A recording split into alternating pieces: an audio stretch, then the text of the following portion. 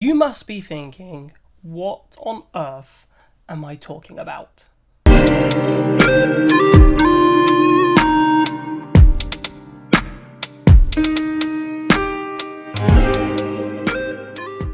be fair, probably a lot of people are wondering what I talk about. But in this instance, I think that the graphics that are amazing, like they are superb, I think they're beyond our wildest expectations for a management simulator game I think anyone can imagine. But I think for future games, for what people are talking about, it will hinder what people want. You may be asking, like, what do people want? Well, people were talking about, it would have been really nice actually to have started my manager in F3 or F2. Be having that option to choose, do I start in F1? And if you want to start in F1, you can start in F1.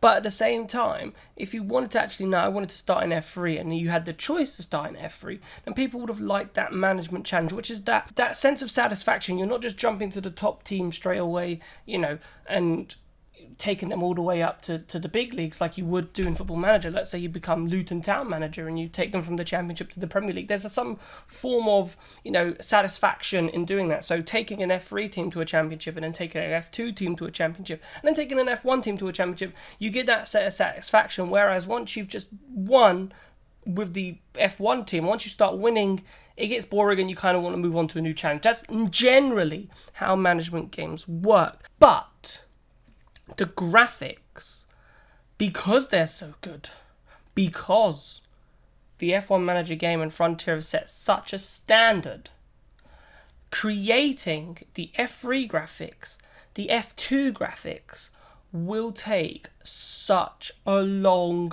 time. And I don't actually think it will be feasible for Frontier to go down to F3, go down to F2, and maybe make the cars and the graphics. And you have to think it's a lot of man hours to do all that graphic work. And then what does that do for us as the consumer? Does that raise the price because there's more content? Or does it become a DLC?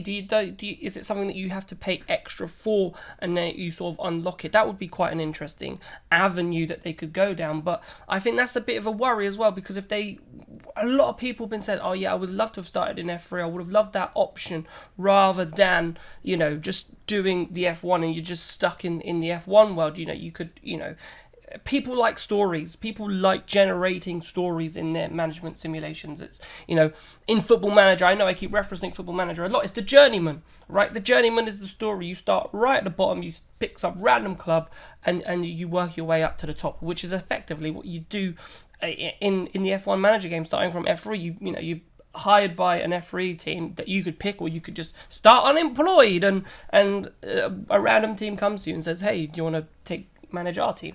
And then you build that story, and then one day you go to Williams in Formula 1 and then you get pinched and you're now at Aston Martin, and then you get pinched again and you're at Mercedes, for example. So you've built your CV and you've become this great manager. And I just think that's what people would have liked to have seen.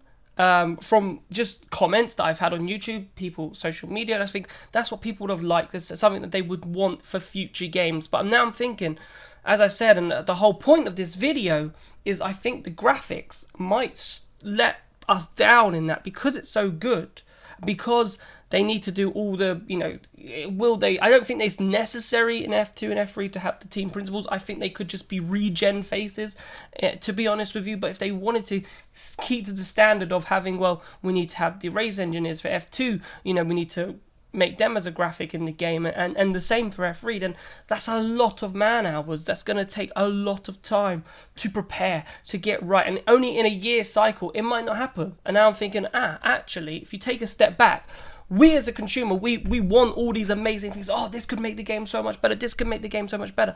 And we're looking at graphics and go, oh my God, this is the best graphics in the world. We're so happy. But taking that step back and thinking, how does this game move forward? I think the graphics being so good is actually the limitation in moving the game forward. So that's my reasons to why I think the graphics, amazing as they are, and I'm saying this and I want to get this point across, they are amazing, they are absolutely brilliant. But I just think, because if people do want more than just the F1 section that they can manage in future games, then I just really think that that is the limitation that is going to stop that from happening. And maybe that might be something that we're all okay with. Maybe that's something we're okay with, and we're happy to go, you know what, because the graphics are so good, we don't mind, we'll just keep going in the F1 game. But you know, Frontier need to make sure that, you know, within that there is something that keeps us going, that keeps the game playable, which is probably a future video that I will do in the future. But I want to say a massive thank you for watching, and I want to say thank you to you, people watching as well, because the support I've had so far, the comments so far, I'm really happy that people are enjoying the videos so far, and there'll be plenty more content to come on this channel, especially once the game goes. At the moment, we're just doing these lovely hypothetical videos. But it'd be interesting to see what happens and how the game actually runs, and is it to our satisfaction once we get it in a couple of weeks' time. So I've been GoofyGiord. Please remember to hit that like and subscribe button. And thank you so much for watching. And I'll see you in another video soon. Goodbye.